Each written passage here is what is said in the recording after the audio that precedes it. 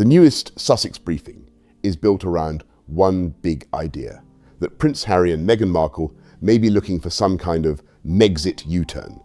Not a full return to the old life, not necessarily a return as working royals in the traditional sense, but a way back into royal relevance before the door closes for good.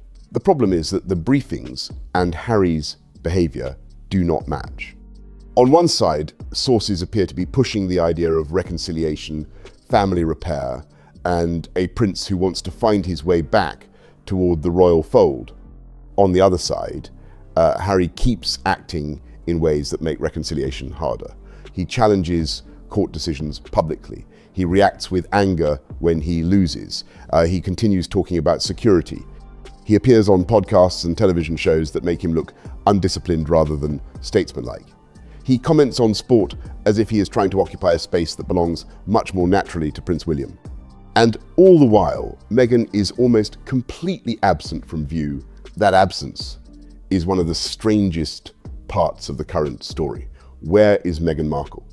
For years, Meghan was central to the Sussex brand. Where the hell is Meghan Markle? And what is the strategy behind Meghan being completely MIA right now, other than maybe her being humiliated by Harry's loss and not wanting to be associated with a loser? She was the face of the Netflix story, the voice of the lifestyle reinvention, the woman who wanted to build a business around taste, domestic elegance, friendship, food, entertaining, wellness, and California aspiration. Yet now, at a moment when Harry is everywhere, Meghan seems to have stepped back. He comes to the United Kingdom, he is wrapped in security speculation, he reacts to a court setback, he promotes Invictus, he appears awkwardly in public moments, he joins a rugby podcast, he sits with James Corden, he attends an event in New York, he makes comments that keep the headlines alive, and Meghan is nowhere near the center of those public appearances. That has created a question that will not go away. Is this strategy, embarrassment, marital tension, or simply a temporary pause?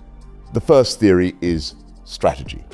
It may be that the Sussex team understands Meghan remains harder to rehabilitate in Britain than Harry. Harry still has a residue of public memory working in his favor. Some people remember the old Harry, cheeky, informal, wounded by his mother's death. A soldier, a royal who seemed more approachable than the rest. That image has been badly damaged, but it has not vanished completely. Meghan does not have the same reservoir of goodwill in the United Kingdom. For many critics, she is associated with the rupture itself. Oprah, Netflix, Spare by Association, the attacks on the institution, the commercial use of royal titles, and the sense that Harry became more alienated after marrying her.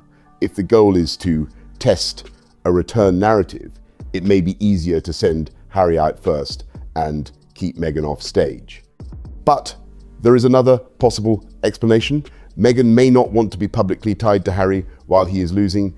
The latest court trouble, particularly the reporting around the Daily Mail case and the possibility of enormous legal costs, has made Harry look reckless. The source discussion describes the case as humiliating, with critics arguing that large numbers of allegations were dismissed and that the judge appeared unimpressed that the matter had come this far. The financial figures mentioned are huge, with suggestions that costs could run into tens of millions of pounds or dollars. Whether the final numbers land exactly as briefed or not, the broader point is clear. Litigation has become one of Harry's consuming missions, and it is expensive. Pages in 20 minutes to put together a response like that. The briefing that he aggressively did against the palace after Buckingham Palace was no longer available to him. The vulgarity displayed on the rugby podcast he did while he was in the UK. Even in his quote about how England didn't win the football because they didn't have a winning mindset. I mean, who does this guy think he is? Emotionally draining and politically damaging. Meghan, according to the discussion, may have recognized earlier that suing newspapers over and over again was not a sustainable life plan. Critics argue that Harry sees himself as a warrior against the British press, a kind of David against Goliath, determined to defeat the media forces he blames for much of his pain. But if the cases fail, the heroic narrative collapses into something much more practical: bills, reputational damage, and a husband who cannot move on. If Meghan privately warned him that this path was dangerous, then a major defeat would not only be a legal problem, it would become a marriage problem. The phrase, "I told you so," can do real damage when millions are at stake. That is where the money question becomes unavoidable. And for a long time, Harry and Meghan were able to sell the story of leaving. They left the royal family, then sold the pain of leaving. They gave the interview, they made the documentary, Harry wrote the memoir. They built projects around the drama of the exit, the conflict with the palace, and the image of two people escaping a gilded system that had mistreated them. But that material has a shelf life. Once a story has been told again and again, it loses commercial force. Audiences become tired. Platforms ask what comes next. And the answer from the Sussexes has not been convincing. Harry's life appears particularly empty in the eyes of his critics. Invictus is important, and no serious observer should dismiss what adaptive sport can mean to wounded or injured service personnel. But Invictus takes place periodically. It is not a daily purpose large enough to support the entire public life of a man in his early 40s. Better Up, the coaching and mental health company connected to Harry, has also never been fully clear to ordinary observers. He is described as involved, sometimes as a kind of ambassador or chief impact figure, but critics ask what he actually does day to day. When someone connected to a mental fitness brand appears publicly angry, unsettled, and obsessed with old grievances, that tension becomes difficult to ignore. The security battle sits at the center of that obsession. Harry appears determined to win back the kind of armed police protection he believes he and his family require in the United Kingdom. Critics say he has been told repeatedly that he is unlikely to receive the same automatic protection as frontline working royals, because he is not a frontline working royal. That is the core problem. And out comes a stream of crap that tends to get him in trouble. So the big picture in his mind is, yes, let's reverse Megxit. Let's get back to where we were. Then everybody can love me. Never mind the late, great Queen Elizabeth II. Let's ignore what she wanted. And let's try and get this half in, half out, half royal role that I always wanted. Let's try and do that. So that's his game plan. Harry wants recognition of the danger attached to who he is, but the state and the palace have to distinguish between a private royal celebrity and a working royal carrying out official duties. Harry seems unable or unwilling to accept that distinction. To his critics, the security campaign is less about practical safety and more about status.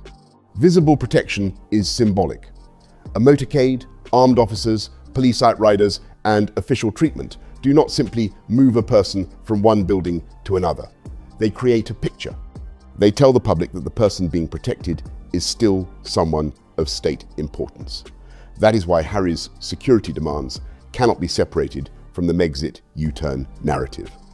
If he returns to Britain quietly, in private cars, attending private meetings, he may be physically safe, but he does not look royal. If he returns with police, lights, and official coordination, he looks like someone restored to the system.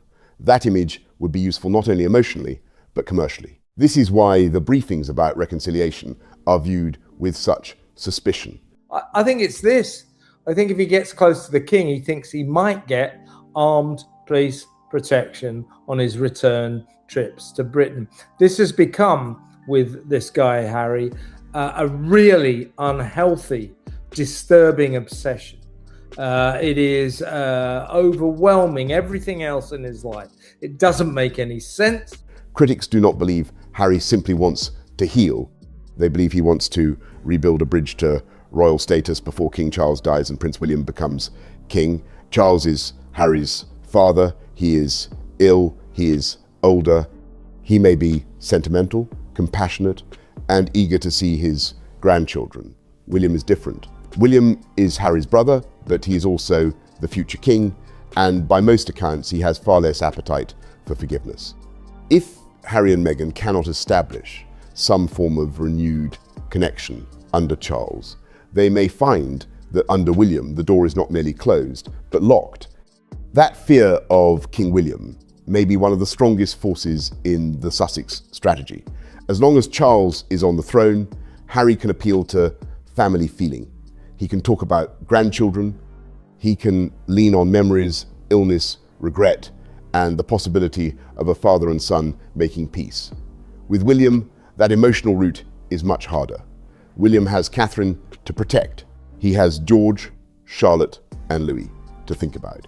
He has the future of the monarchy in his hands. He has lived through attacks on his wife, the accusations aimed at the family, the strain placed on the late Queen, and the chaos of Spare and Netflix. He does not appear likely to reward the Sussexes for years of public pressure. This is why some commentators believe Harry and Meghan are trying to get back into the story before William has the power to define it permanently. If there is a widely accepted reunion under Charles, William may find it harder to cut them off later without being framed as cruel. If there is no reunion, if Harry remains outside, then King William can take a harder line without seeming to destroy a repaired family bond. That is the calculation critics see. It is not simply emotional, it is strategic. A soft landing under Charles could create political and media protection against a harsher settlement under William. The British public's attitude matters here. According to the discussion, many Britons admire William precisely because they believe he shares their anger. They do not want the monarchy to pretend nothing happened. They remember the Oprah interview, they remember the racism implication, they remember the attacks on Catherine, they remember the timing of Spare and Netflix, they remember the late Queen's final years.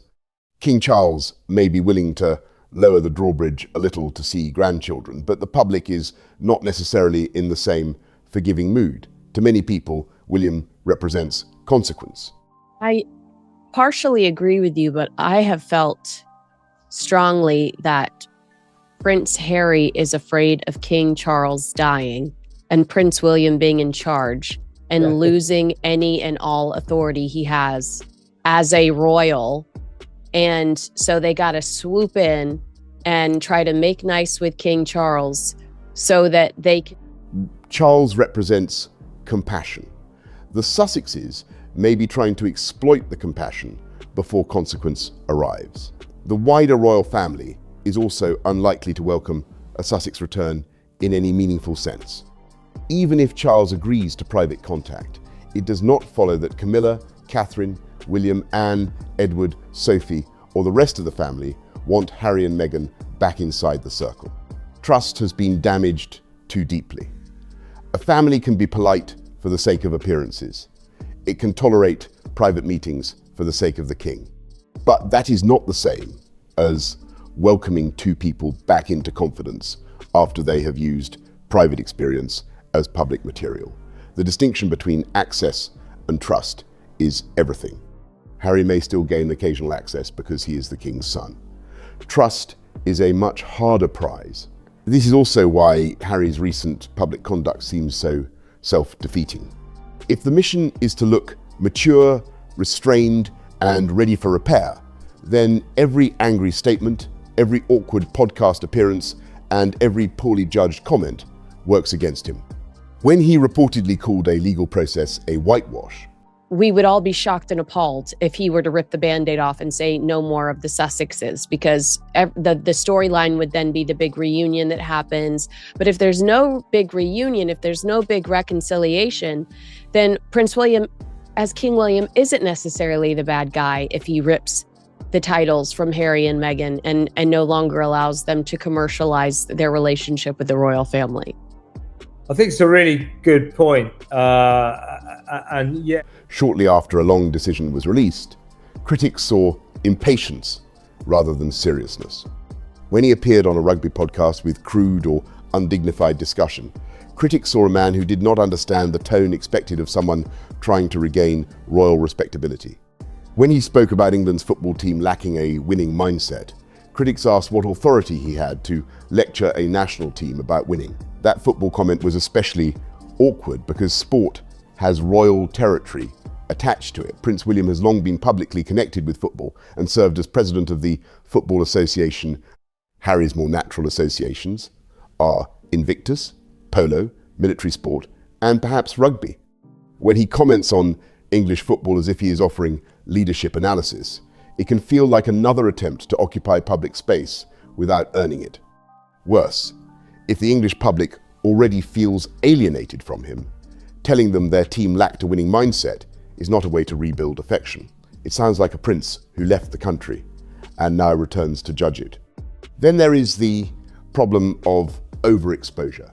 The source material describes a period of Harry saturation, the will they won they speculation around his return, questions over where he would stay, security fury, the court case, Invictus promotion, the Alison Hammond appearance, the rugby podcast, the James Corden interview, New York red carpet photographs, and even remarks suggesting he recognizes Harry Styles is more culturally relevant than he is. Each appearance may have been intended to create momentum. Together, they risk creating fatigue. A successful rehabilitation campaign needs discipline. It needs fewer moments, chosen carefully. Harry's recent pattern looks more like someone throwing himself at every available stage in the hope that one will work. Meghan's absence makes that pattern even more curious. If the Sussexes are a united brand, why is Harry taking so much of the public weight alone? If Meghan's lifestyle project is meant to be active, why is she not using moments of attention to sell the world she wants to create? If As Ever is supposed to be a serious business, why does it not seem to have a consistent content rhythm, international infrastructure, or product strategy that matches the level of fame behind it? These are not minor branding questions. They go to the heart of whether the Sussex project has any durable engine beyond royal drama. As Ever is a major vulnerability. He comes to the UK, and it starts with the will they, won't they, leading into the where will he stay, leading into the security fury. We do get leading into the just absolute devastation of that Daily Mail court case. So we're getting plenty of Harry coverage. Harry reacts to the loss. He promotes Invictus. He's there jumping up and down awkwardly with Alison Hammond.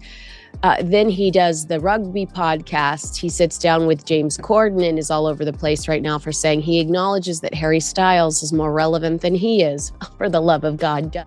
The source discussion is blunt about the brand's problems. Expensive candles, jam, cookie mix, inventory concerns, and a lack of evidence that the business is growing into a serious international lifestyle operation. Some figures mentioned in the conversation, such as millions of dollars of product sitting unsold or large quantities of jam needing to move, should be treated as claims rather than confirmed public facts. But the criticism itself is easy to understand. A lifestyle brand needs rhythm, consistency, and credibility. It cannot survive only on curiosity around a duchess. It needs customers who return because they love the product, not because they want to watch the latest royal adjacent spectacle. The mistiming around Meghan's Netflix show is one example. If a lifestyle series is meant to sell products, the products need to be ready when viewers are watching. If a QR code appears, or if a honey, sprinkle, jam, or kitchen item is highlighted, the audience should be able to buy immediately. That is the basic logic of modern content commerce. The show should drive the shop, and the shop should reinforce the show. Critics argue that Meghan failed to connect those pieces properly. Strategy behind Meghan being completely MIA right now, other than maybe her being humiliated by Harry's loss and not wanting to be associated with a loser. I think she's absolutely furious about the Daily Mail debacle. Absolute total humiliation for Harry. You know, all 97 allegations of phone hacking and illegality, totally contemptuously dismissed by a judge who was frankly angry that court case ever came to court. It didn't deserve to be there. So £50 million has to be found to pay. The attention came, but the business did not seem prepared to capture it at scale. Her reported pivot to short-form content has also not yet produced the obvious work critics expected. If Meghan wants to sell domestic style in 2026, she needs to show up constantly in the digital spaces where lifestyle brands live. A modern lifestyle founder should be able to post quick kitchen videos, seasonal tips, recipes, product uses, behind-the-scenes clips, entertaining ideas, and simple visual hooks that make the brand feel alive. The source jokes about Meghan appearing in someone else's kitchen to show how she uses flour sprinkles. But underneath the joke is a real business point. A brand like this requires repetition. It requires doing the work. It requires a creator who behaves like a creator, not only like a duchess launching occasional product drops. The international expansion idea is another example of ambition running ahead of execution.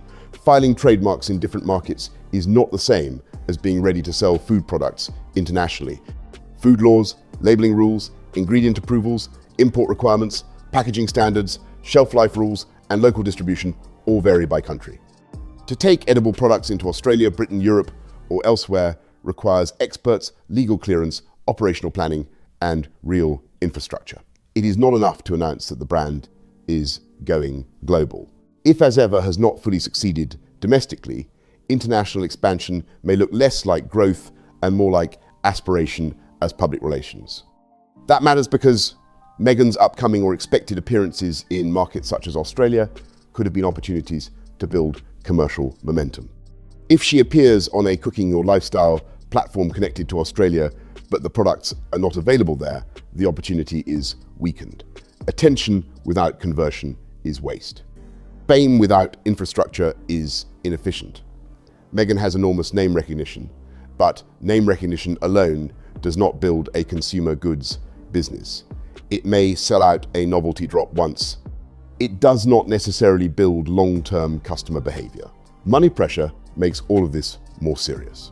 If Harry is facing large legal costs and Meghan's brand is not bringing in major reliable revenue, the couple's California life becomes harder to sustain. They live in an expensive world. Security, staff, property, travel, legal fees, public relations, production, brand development, and lifestyle maintenance all cost money. The early post-Megxit deals were built on the expectation that the Sussexes would become global media power players. They've got serious money worries. Harry has made those money worries a lot worse by spaffing it all on this stupid case against the Daily Mail. She's not happy with him.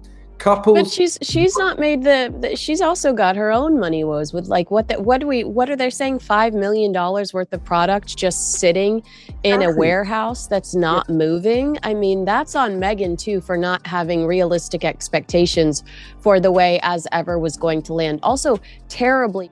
But if the largest checks have already been cashed and the next stage is less profitable, royal proximity becomes financially tempting again. Being close to the royal family increases interest. Being distant, but still complaining about them becomes less lucrative over time. That is why some critics believe the reconciliation push is not only about family, it may also be about refreshing the commercial product. Harry and Meghan earned the most attention when they were close enough to the royal family to reveal or criticize it. Once they became simply a wealthy couple in Montecito with lifestyle products and occasional charity appearances, the story lost force. A renewed connection to Charles, even a limited one, would give them new material, new symbolism, and new market value. It would make every future project feel more connected to the crown again. The palace knows this, which is why it has to be careful. The half-in, half-out model is still the fundamental issue. Queen Elizabeth II rejected it clearly. Harry and Meghan were told that if they wanted to live commercially in America, they could not also return to Britain, occasionally as quasi-working royals. They could not make money from royal status 1 month and represent the crown the next. That line protected the monarchy because it separated public duty from private profit. Harry has never appeared to fully accept that decision. Much of his post-royal life can be read as an attempt to overturn it in practice, even if not in name. The source discussion argues that this rejection still fuels him. Harry was raised in a world where doors opened, staff helped, status smoothed difficulties, and royal identity mattered. Being told no by the late Queen may have been the one barrier he could not process. to ordinary people not getting everything you want is part of adult life. To Harry, critics say refusal can look like injustice. That may explain the pattern: security litigation, anger at decisions, repeated attempts to regain royal privileges, and a continuing belief that the system should bend because of who he is.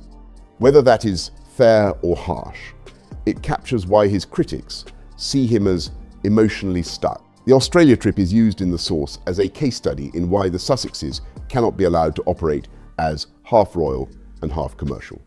The criticism is that Meghan was photographed in sensitive contexts, including around sick children and victims of tragedy, while also using the trip to promote clothing, imagery, and brand-adjacent activity. Meghan, it's not working, obviously. So they got real cash problems, these two. And the situation's only getting worse, which, by the way, to go back to what we were discussing before, I think might be at the bottom of all of this, all of these bids by Harry to make amends, to get back in with the royal family, because they were earning their most money when they were relatively close to the royal family, insulting them, bad-mouthing them, and that form of income has dried up. So if a working royal visits a hospital or meets people affected by a traumatic event, the purpose must be service, comfort, and national representation. If that same visit also feeds commercial links, affiliate-style attention, fashion sales, or personal branding, the moral purpose becomes contaminated. Even if supporters argue that some criticism is unfair, the risk is obvious. Royal duty cannot look like a shopping channel. The Nigeria example raises a similar concern from a different angle. The source mentions Harry being photographed alongside controversial individuals and using private travel linked to people under scrutiny. In a purely private celebrity trip, those questions are reputational. In a royal adjacent trip, they become diplomatic. Who is being met? Who vetted the contacts? Who benefits from the photographs? Does the appearance imply royal approval? A working royal has layers of palace and government advice precisely because these details matter. Harry and Meghan, outside the system but still carrying royal titles, can create confusion. That confusion is exactly why the palace cannot safely let them represent the family in any informal capacity while also pursuing commercial opportunities. This is the danger of royal branding without royal control. The Sussexes can arrive with titles, be received as royal figures by some foreign hosts or charitable groups, and then insist they are private citizens when accountability questions arise. That gap is unsustainable. Either they are private celebrities, in which case they should not receive royal-style treatment or imply representation, or they are public royal figures, in which case they must follow the rules of duty, neutrality, restraint, and palace oversight. The half space between those categories is where controversy thrives. The source also includes a symbolic comparison with Catherine. It recalls a moment when Catherine's successful public appearance abroad, described as triumphant after her cancer battle, seemed to highlight the difference between authentic royal warmth and Meghan's more strained attempts to regain attention. Whether one takes every anecdote literally or as commentary, the contrast is central to the royal narrative now. Catherine can step into a public engagement and draw goodwill, because her public identity is tied to duty, resilience, and restraint. Meghan's appearances are more often interpreted through suspicion. From the late, great Queen Elizabeth II, who said, Harry, Meghan, if you want to go to America, if you want to go and make your money in California, you go right ahead. Enjoy yourself, have a happy life. But you cannot do that. You cannot make money in America essentially off the back of your royal titles and then come back to Britain for a few weeks to open a few libraries and perform a few royal duties. You cannot do that. You cannot be a half royal and a half non-royal. What is she selling? What is she responding to? What image is she trying to create? And how does it connect to Catherine? Catherine's strength creates pressure on Meghan because the two women are often compared. That comparison may be unfair in some ways, but it is unavoidable. Catherine stayed, Meghan left. Catherine rarely speaks publicly about private pain. Meghan built major media moments around hers. Catherine's illness was handled with limited, carefully chosen communication. Meghan's grievances were broadcast globally. Catherine's family images feel controlled but not commercial. Meghan's brand activity often feels commercial first. For critics, this makes Catherine look like the future of monarchy and Meghan look like the unresolved consequence of Megxit. There is also the question of Harry's personal charm. Kinsey Schofield makes an important distinction in the source material. She notes that two things can be true at once. Harry may be likable one-on-one, and his conduct toward his family may still be unforgivable to many people. People who meet him briefly often describe him as engaging, funny, informal, and easy to talk to. That does not erase the public record. A person can be pleasant in a room and still have caused serious pain. Harry may show someone memes on his phone, make them laugh, and leave them feeling protective of him. But that does not undo the fact that the Oprah interview aired while Prince Philip was ill, that the Netflix series and Spare landed around the transition after Queen Elizabeth's death, and that the royal family was forced to absorb private attacks at deeply vulnerable moment. This is why many critics cannot simply move on. They remember Queen Elizabeth sitting alone at Prince Philip's funeral during the pandemic. They remember reports that Prince Philip was in hospital when the Oprah interview was approaching. They remember Charles becoming king while still grieving his mother and then facing renewed public attacks from his younger son. They remember Catherine being dragged into narratives about bridesmaid dresses, family tensions, and alleged royal cruelty. These were not abstract institutional disagreements. They were human moments at the end of lives, during illness, grief, and transition.